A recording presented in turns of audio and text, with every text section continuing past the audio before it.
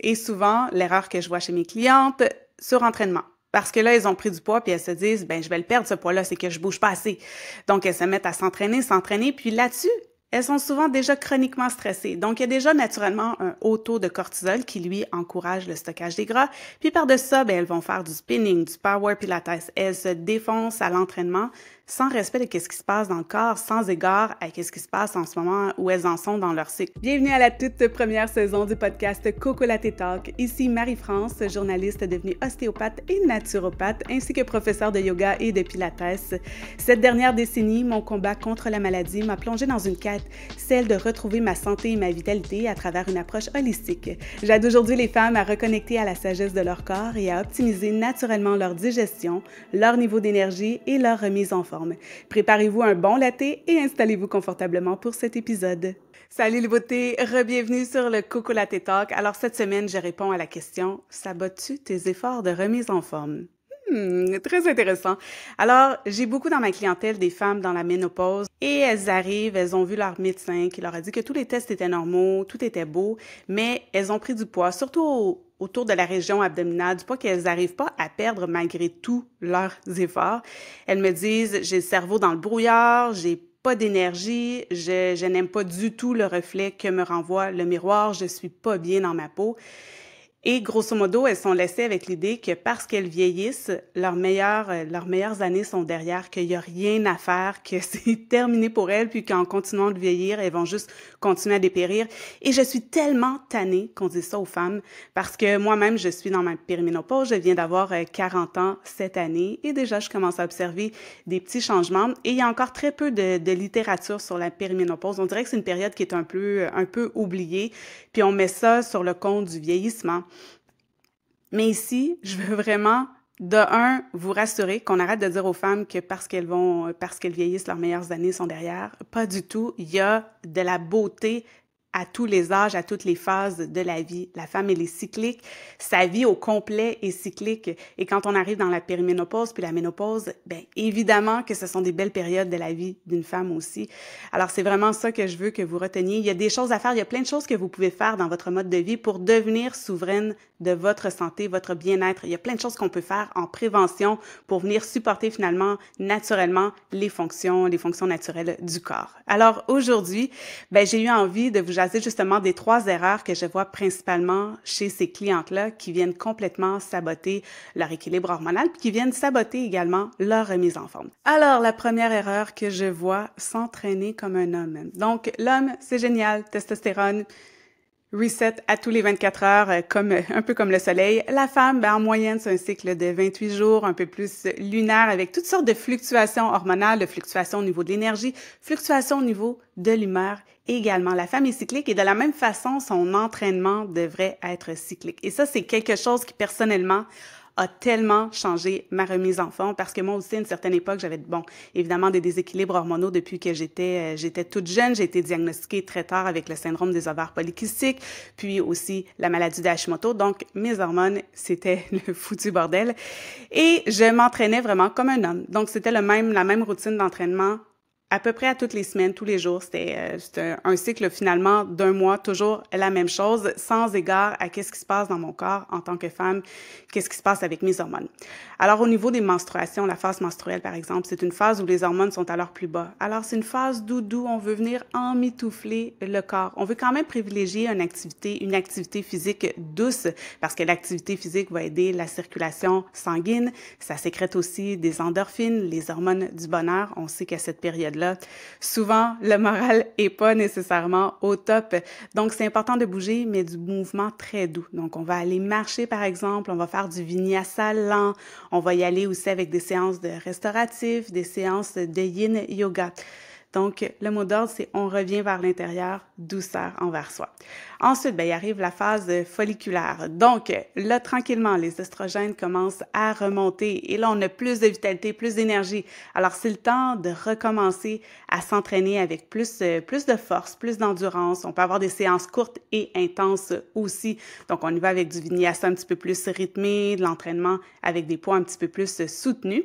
Et ensuite, il y a la phase ovulatoire. La phase ovulatoire, on est à notre pic, souvent, généralement. Puis ça, je vous parle de ça, mais c'est un cycle idéal où tout va bien dans votre vie, que tout le corps est équilibré, que c'est merveilleux. Donc, en phase ovulatoire, on se sent à son meilleur. Alors là, c'est le temps d'y aller avec quelque chose de très, de plus explosif. On peut y aller avec du power vinyasa, on peut y aller avec du power pilates, par exemple. Ensuite vient la phase lutéale, donc l'automne de notre cycle où on s'en va tranquillement vers les menstruations. Et là, on commence tranquillement à ralentir la cadence. Et pourquoi? Tout simplement parce qu'à ce moment-là, la progestérone augmente et les oestrogènes commencent à diminuer. La progestérone favorise la dégradation des protéines musculaires. Alors, c'est pas le temps d'aller en gros entraînement, déchirement musculaire.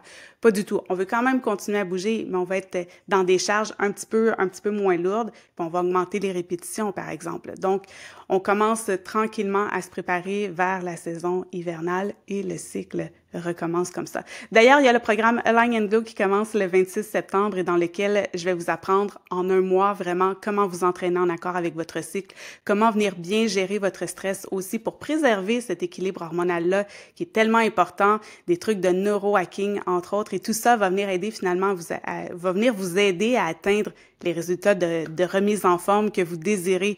Mon but, c'est vraiment de vous aider, vous donner des outils concrets, faciles à appliquer au quotidien pour que là, vous puissiez retrouver la vitalité. Et les phrases que j'entends le plus souvent de mes clientes, ça va être « j'ai dessoufflé, je me sens toute là, j'ai plus de vitalité et là, mon énergie revient, je suis une meilleure humeur. » Donc, ça a un impact vraiment sur tout le corps. Mais pour ça, il faut savoir s'entraîner dans le respect de son corps, pour que notre corps nous le rende. On est tellement déconnecté de notre corps, on passe tellement nos journées dans notre mental, on écoute le corps juste quand il se met à crier.